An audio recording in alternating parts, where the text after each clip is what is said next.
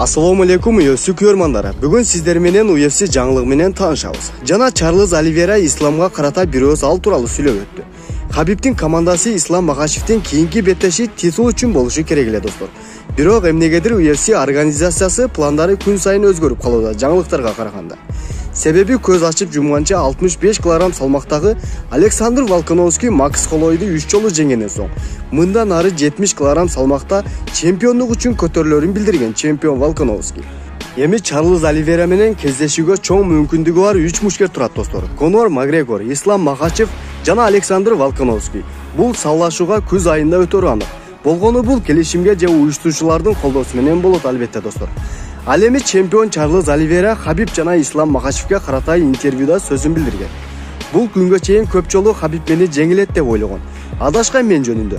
Бирок жыйынтыгында башкача результат болуп келүүдө. Мен жөн гана алдыга басып келе жатам. Хабиб чоң жаңылышат.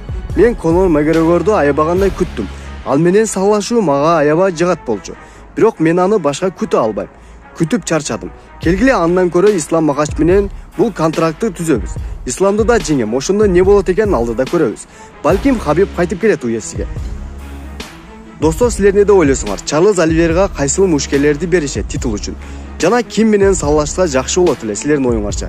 Ислам Макашевди же Волконовскийди же болбосо Конор Макгрегор? Оюңарды сөзсүз түрдө калтыргыла. Жана подписация болуп каналга катылышты унутпагыла достор.